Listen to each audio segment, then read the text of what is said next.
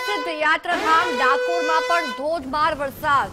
કાલસર, નેશ, તોડાદરા, સુઈ, આગરવા સહિતના ગ્રામ્ય વિસ્તારમાં વરસાદ। ડાકોરના રણછોડજી મંદિર બહાર સુધી પાણી ભરાઈ ગયા છે। ભક્તોએ ઢીચણ સુધીના પાણીમાંથી પસાર કરીને રણછોડરાયના દર્શન કર્યા।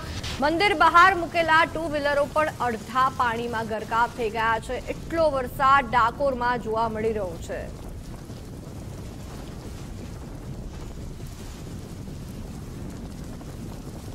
ડાકોરના દ્રશ્યો આપ જોઈ શકો છો કે લોકો આટલા પાણીમાંથી પસાર થઈને રણછોડરાયના દર્શન કરવા માટે આવી રહ્યા છે। વાહનો અડધા ડૂબી ગયા છે, એટલું પાણી ડાકોરમાં ભરાઈ ગયું છે। આ વચ્ચેથી રિક્ષાઓ પસાર થઈ રહી છે, ટુ વ્હીલરો પસાર થઈ રહ્યા છે।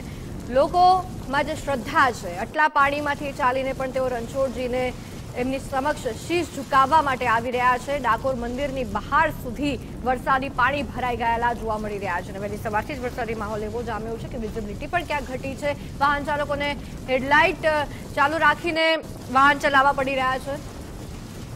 સંવાદદાતા પ્રજ્ઞેશ ભટ્ટ આપણી સાથે જોડાયા છે। પ્રજ્ઞેશ, ડાકોરમાં વરસાદી માહોલ બરાબરનો જામ્યો છે, વિઝિબિલિટી ઓછી છે અને ઘૂંટણસમાં પાણી ભરાઈ ગયા છે, શું વધુ વિગતો?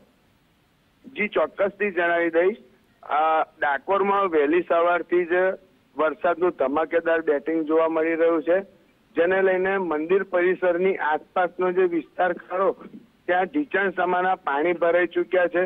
હાલ શ્રાવણ મહિનો ચાલી રહ્યો છે અને ખૂબ જ મોટી સંખ્યામાં મંગળા આરતી દર્શનનો લાવો ભક્તો લેતા હોય છે, પરંતુ આજે વહેલી સવારથી જે વરસાદનું આગમન થયું છે, જેને લઈને મંદિરની આસપાસના સમગ્ર વિસ્તારમાં ઢીચણ સમાના પાણી ભરાઈ ચૂક્યા હતા અને જેને લઈને આવનાર દર્શનાર્થી ભક્તોને ભારે હાલાકીનો સામનો કરવા પડી રહ્યો હતો।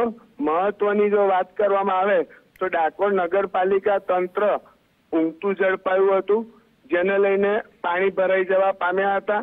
નગરપાલિકા તંત્ર દ્વારા પ્રી મોન્સૂનની જે કામગીરી કરવામાં આવે છે તે અગમચેતીના ભાગરૂપે કરવામાં નથી આવતી, જેને લઈને જી આભાર પ્રજ્ઞેશ સમગ્ર વિગતો માટે।